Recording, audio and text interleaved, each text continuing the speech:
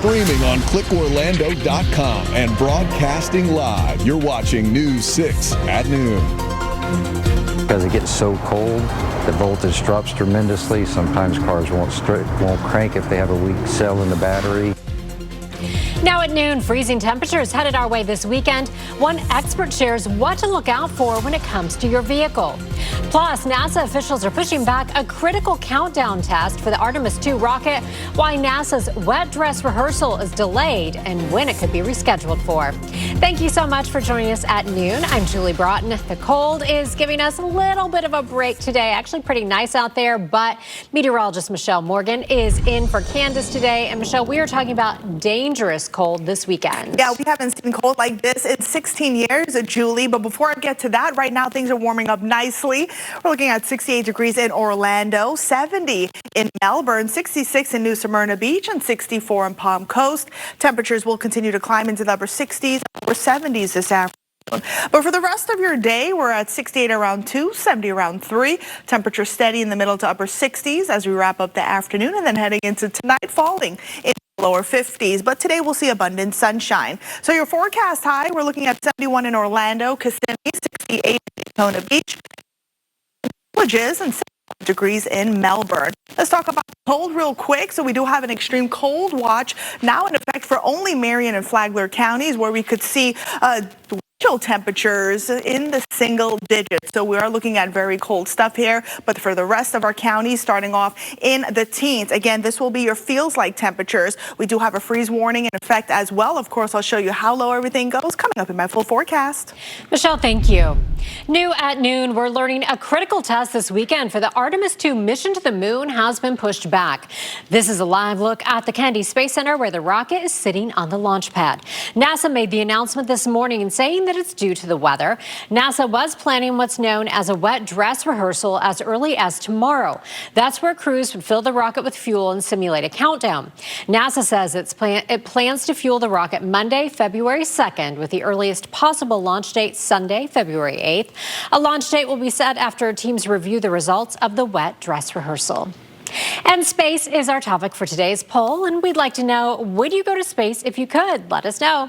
Head to clickorlando.com/react to cast your answer. Looks like we got a lot of no's in the lead right now.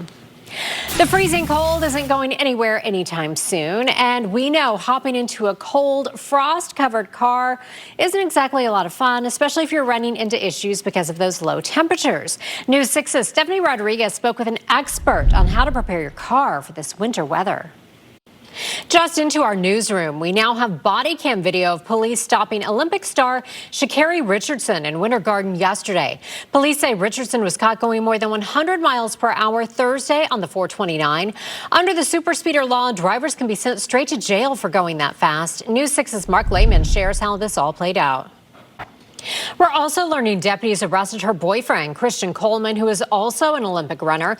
Officials say he pulled in front of the traffic stop where Richardson was, and deputies told him multiple times to get back into his car, but he did not comply. Coleman is charged with resisting an officer without violence and possession of drug paraphernalia.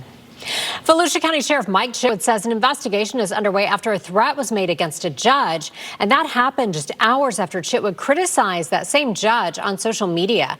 This all started yesterday with this post by Chitwood announcing the rearrest of former Daytona Beach police officer Amber Williamson on new drug charges. This time, she will be held on no bond. The post, though, also included criticism of Judge Randall Rowe for releasing her shortly after her first arrest. In a new post last night, Chitwood says he was informed someone made a death threat against Rowe, something he says is unacceptable. He also vowed whoever made the threat will be held accountable. Happening today, a former Brevard County deputy who shot and killed his roommate is expected to learn his fate. Andrew Lawson pleaded guilty to manslaughter for the death of Austin Walsh, who was also a deputy. Lawson said the two were playing video games back in 2022 when he fired the gun as a joke, not realizing it was loaded. In an emotional plea hearing earlier this month, Lawson showed remorse and apologized to Walsh's family. That sentencing is expected to take place at 1 this afternoon. We'll be in court and let you know what happens. Also new at noon, the Justice Department is releasing 3 million pages from its Jeffrey Epstein files. The files posted on the department's website include several million pages of records that officials said were withheld from an initial release of documents in December. Those were disclosed after Congress passed the Epstein Files Transparency Act. The law was enacted after months of public and political pressure requiring the government to open its files on Epstein and his girlfriend, Ghislaine Maxwell. Concerns are growing about the bird flu in Central Florida. Coming up, the latest incident we're learning about at Blue Spring State Park. This portion of the news is sponsored by Florida Lottery. No matter what's happening where you live, trust Sky 6, exclusively sponsored by attorney Dan Newell. Let's face it, you want something to believe in again. A team you can trust to provide you with something that's real.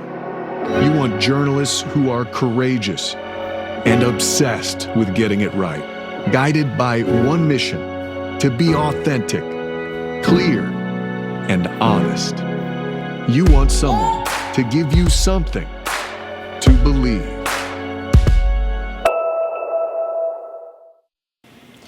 Concerns are growing about the spread of bird flu in Central Florida, first in Orange County with the swans at Lake Eola, and now new alerts in Seminole and Volusia counties after dozens of birds were found at local parks.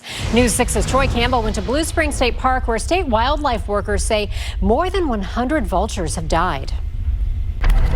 12:13, time to check your forecast. We'll start you off with this beautiful shot from our Launch Credit Union camera out at Port Canaveral. A little more cloud cover than we saw yesterday. Meteorologist Michelle Morgan is in for Candace this noon. And Michelle, the big story is that cold weather headed our way. Yeah, we haven't seen cold like this in quite some time, Julie, about 16 years. We have alerts for the cold weather as we go into our weekend. But before we get to that, temperatures are warming up nicely across the region. We're at 68 degrees in Orlando, 67 in Kissimmee, 70 in New Smyrna Beach, as well as Melbourne and Mico. As we head to Marion County, 63 in Ocala and 64 degrees in Wildwood. So as we take a look at your hour-by-hour forecast for today, we're looking at temperatures at 68 degrees, around 270 heading into the 3 o'clock hour, and then temperature steady in the 60s as we wrap up the evening, and then eventually falling into the 50s tonight under partly cloudy skies. So here are your forecast highs for today. Your forecast is sponsored by Strata Services. Daytime highs will be right where we need to be, usually around 73 degrees for this time of the season. My forecast high for today in Orlando is 71.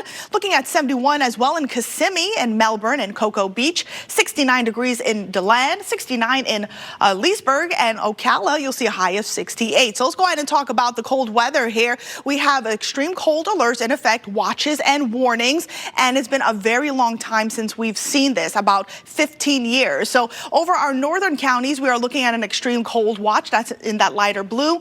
And then for our southern counties, so that includes Lake, Seminole, Osceola County, Orange, as well as Sumter counties and Brevard counties, where we could see dangerously cold wind chills in the teens and single digits. And for these temperatures, it is going to be very windy. So those are your wind chill temperatures. We're looking at a wind advisory in effect for all of Central Florida, excluding Flagler as well as Marion County, where we'll see northwesterly winds between 25 to 30 miles per hour, gusts up to 40 to 50 miles per hour. So when you consider the air temperatures, which are going to be in the 20s here, this is Sunday morning, with those strong winds, that is what's going to put those wind chill temperatures in the single digits and the teens. So we also have freeze watches and warnings in effect Saturday night into Sunday morning. I also popped up the wake up temperatures on Sunday, waking up to 21 in the Villages, 22 in Leesburg, 25 in Orlando, and 27 degrees in Cocoa Beach, and a hard freeze is likely. So when we're talking about the duration of these below freezing temperatures in Marion and Flagler, about 10 to 15 hours, Sumter, Volusia, Seminole and Lake counties between 10 to 12 plus hours, Orange and Polk counties between 8 to 10, and then Brevard and Osceola County between 6 to 8 plus hours. And we're not used to this type of cold, so you need to practice the P's, protect people, plants, pipes, and also don't forget the PEP. pets.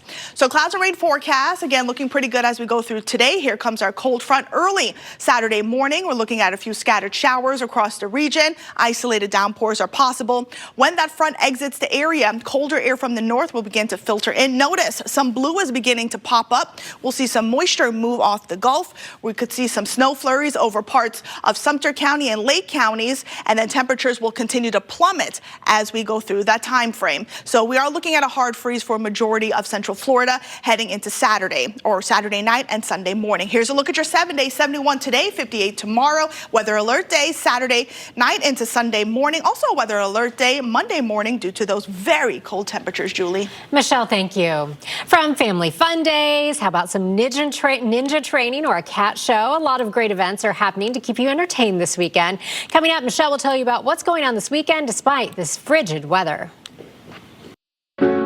Trust isn't a slogan. It's a privilege that's earned. Earned by correspondents who are relentless about getting it right. Earned by showing up, asking the tough questions, and keeping the focus on what matters. Finding the truth for the people it impacts. Because you deserve news you can rely on, and a station that respects your trust.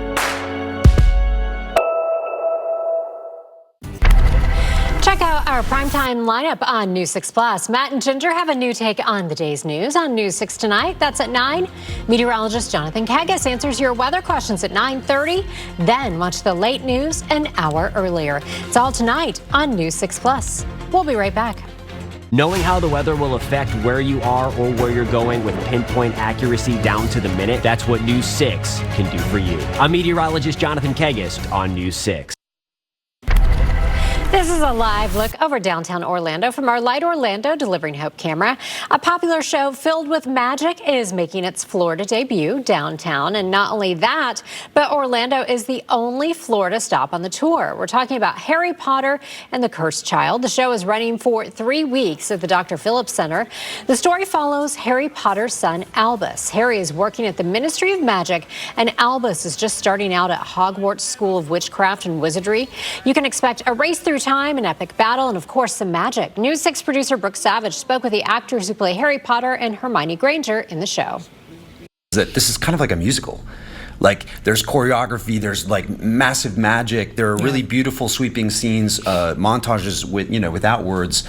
So it requires that precision that you would normally find in a musical. Definitely. There aren't that many plays. Like, this is the longest run on Broadway, so it's a little bit different than...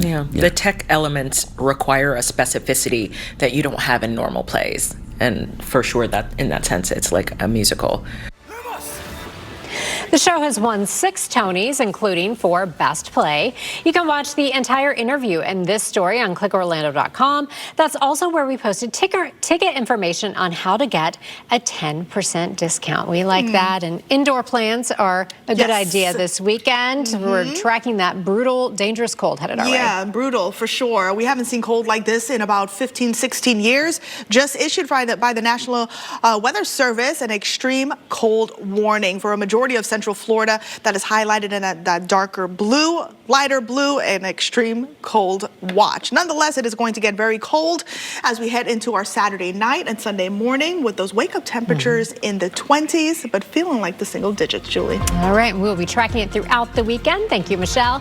And thank you so much for joining us this noon. Our next newscast is at 3, and you can always check clickorlando.com for any updates. Have a great day and a great weekend.